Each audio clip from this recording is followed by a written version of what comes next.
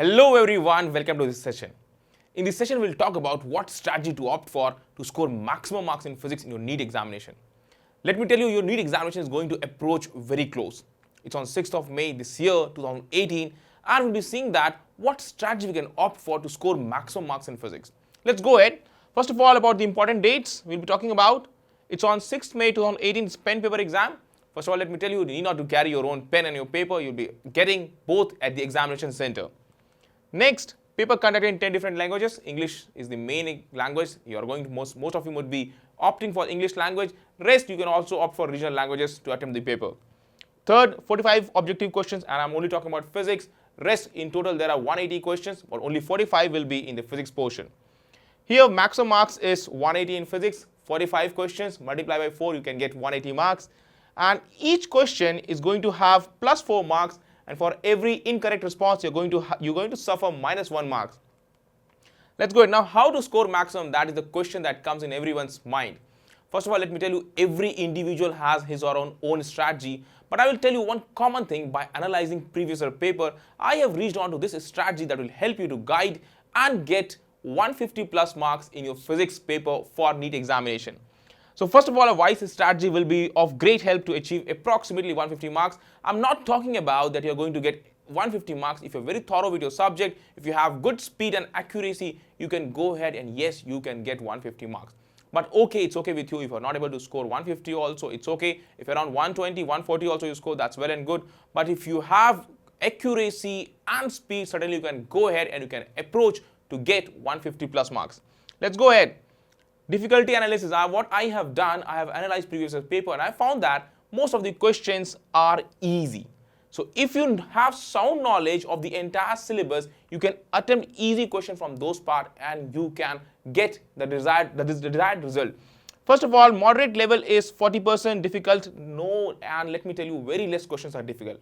A lot of questions have been asked in NEET examination. As their questions number are more, so difficult questions to be asked will be very less. That's nearly 10%, or nearly 2 or 3 questions, max to max 5 questions will be of difficult level.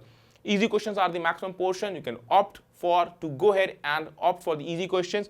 Moderate questions, questions which are having moderate level of difficulty will be asked. It will be also quite more in number. So if you have sound knowledge of entire syllabus and curriculum, you can actually get near to 150 marks. Let's go ahead. Now, weightage. What I have done an analysis of previous paper and I found that some topics has got more weightage, some topics has got less weightage. So as per the topics, we have mechanics 15 to 18 questions, thermodynamics and heat and kinetic theory of gases, we have 4 to 6 questions. That would be in the paper.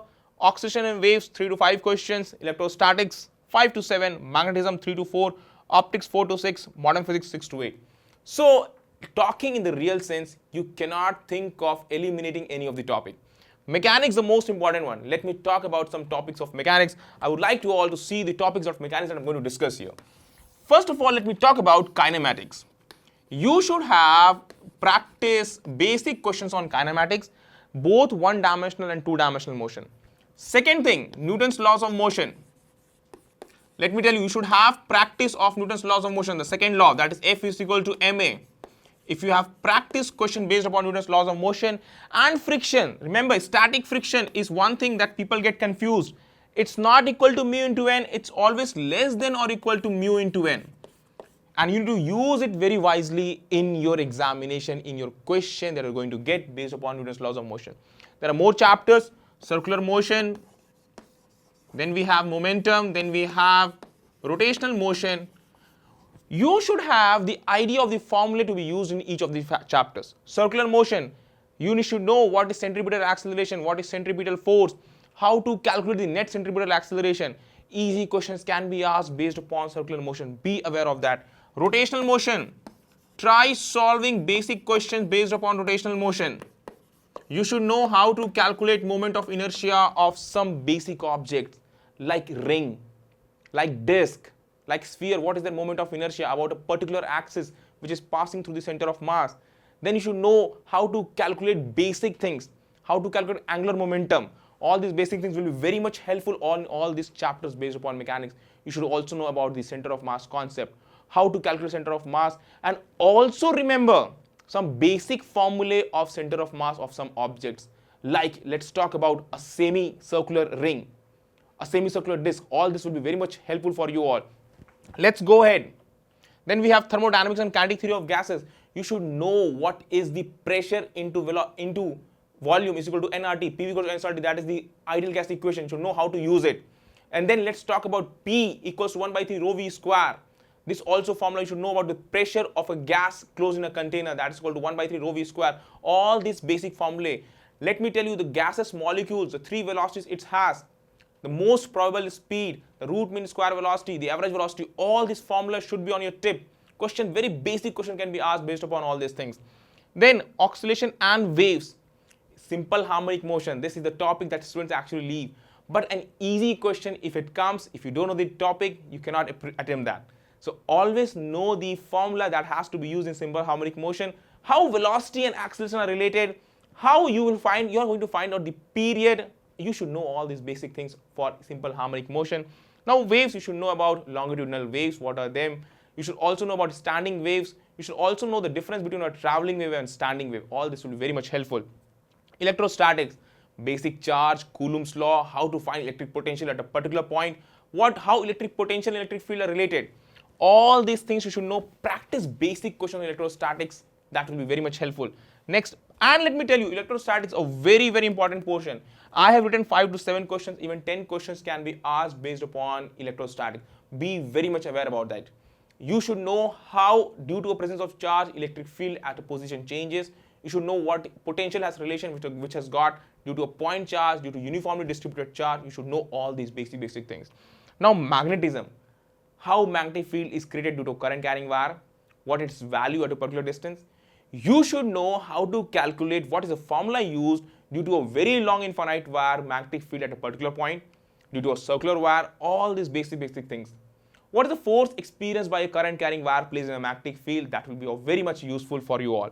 And questions can come directly based upon, and you can, if you know the formula, let's talk about very simple example.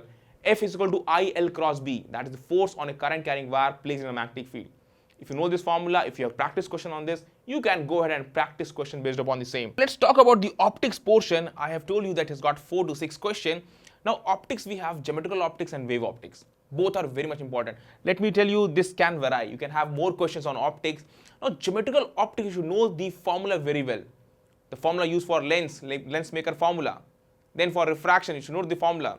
When a light travels through a plane slab, you should know the formula for angle of incidence, angle of refraction, how they are related. All these basic things. You should know Snell's law. How through a prism, as the light moves through a prism, you should know how it deviates and what is the angle of minimum deviation formula, both for normal prism and both for small prism. Now for wave optics, you should know about Young's double slit experiment, the formula used, the distance of the maxima from the central bright fringe, the distance of minima from the central maxima. All this you should know. You should know what is fringe width, all these basic things. Now modern physics, again a topic which has got prominent number of questions, 6 to 8 questions, that's got a big number. Out of 45, it means nearly 20% we are talking about in modern physics. Yes, you should know about X-ray, you should know about nuclei, all these things. You should know about hydrogen spectrum. You should know basic formula for velocity and distance of electron from the nucleus of the hydrogen-like atom. You should know what is the energy possessed by an electron in an hydrogen-like atom. Now one more thing, all this formula, how it is related with the nth number of shell, all these basic things, how it is related with the atomic number for an hydrogen-like atom, all these things you should know. Then you should also know Moseley's law. Questions can be asked, a very basic question can be asked on any of the formulae. If you know, if you remember this basic formula, you can go ahead, you can approach, and then you'll get the right number of marks. Now next thing, approach in last 30 days, your NEET examination is very close. Let's go ahead and let's see what approach you can opt for. First of all, previous year question paper. Start checking previous year question paper. At least last 5 year paper, do practice it. You will be having an idea about what kind of questions come in the examination. When you practice previous paper, you will understand what examiner is seeking from you. What approach you can go ahead, what strategy you can apply on your own, for your own. You can go ahead. So this is a very big requirement. Do take it as a very big requirement. Don't miss this. If students actually take that, why not to solve sample paper? You do solve sample paper, no problem. But you should have the idea about what kind of questions appear in your NEET examination. Next, revise formula of each chapter. Again, a very important thing. Revise formula of each chapter. That's required because let me tell you, questions will be based on directly on formulae. If you know the formulae, you can go ahead, you can put up the values, you will get the right result. If you do not know the chapter, if you do not know the formula, an easy question will be missed by you. And let me tell you, every 1 mark, every half mark, every 2 mark matters a lot in such kind of competitive examination, where for every 1 mark, your rank will be nearly displaced by 400. So if you work for each of your mark, let me tell you, I'm assuring you are going to get a good rank. Next, time management, a very, very much required thing. Time management. You should know how much time to devote on any kind of question. When you are revising, you should know that how much time to devote on any of the topic. You have got more to study in your biology portion also, in your chemistry also. Biology is zoology and botany you have. Chemistry is again in 3, physical, inorganic. Then we have again organic and inorganic. That is the 3 division of chemistry. Now, so you should have how to manage time and what time to give on each subject. Physics, you can work, if you work around 1.5 hours or 2 hours, if you give each day on physics, that will be okay with you. So I'm writing here, every day if you give here 1.5 to 2 hours, this would be of great help to revise physics entirely in total. Because let me tell you, very basic questions are asked in physics. You need not to solve a very tough level questions, but should have the idea of very basic level question. Also, one more thing, also know the basic mathematics thing, the differentiation and integration part, that you should know that question can be asked based upon it when you have to apply the differentiation and integral part. The biology students, they actually leave such kind of things, but do have the idea about how to apply the differential method to find the maximum or minimum value. Next thing, option elimination. You should learn, you should try to inculcate the habit, cultivate this habit of option elimination. Some question will find that out of the 4 options, 2 or 3 options can be eliminated. So you have to work on any of the 2 options to find out the best suitable option which is matching with the right answer. Now sometimes you'll find that 3 of the options can be eliminated, so you'll be left with only 1 correct answer. So try to bring up this habit of option elimination. That will be of great help to you all. Next thing, try easy question first. Let me tell you, try to cultivate this habit of having easy questions first, because 45 questions, in total you have 180 questions in your examination overall. If you solve the easy question first, your confidence level will be boosted up, because you know that the required number of questions you have done. In the last, suppose you don't know about 5 to 10 questions, or let's say 10 to 15 questions if you do not know, then also you'll be having time because already you have solved nearly 30 questions. That will be good. So try easy questions first. Tips to remember, some basic tips. Keep NCERT books as main priority. Yes, your NCERT book is required. That is the basic part. Revise NCERT regularly. See the solved examples of the NCERT. See the questions given in the NCERT book. That will be of great help.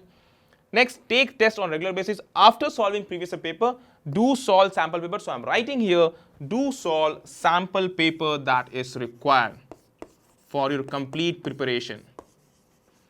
Next, positive points for exam hall. Now, when you go to the exam hall, do keep a very calm mind. Be positive. Say that I can do it and I will do it definitely.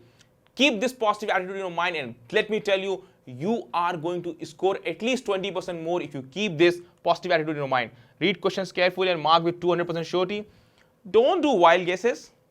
That's the last resort. But first, be 100% sure for each of the answer. Then go for the responding in your OMR sheet. Next, stay calm and positive. That is the required. If you do not stay calm, if you do not stay positive, let me tell you, you are going to bring your marks to a lower level. Don't do that. Stay calm, positive. Be normal. It's examination. It's not the end of your life. It's a normal examination. Go for it with a full positive attitude. And let me assure you, if you go with a positive attitude, you are going to score more 20% marks. Don't waste too much time on any particular question that's required. You do not waste time on any particular question. Some students actually, they get into any of the question, they will catch that question and will start giving more time on it. And they are not going to reach to any particular point after investing more time. This is examination. Time management is one of the things that you need to keep in mind. Do not give more time in any of the particular question.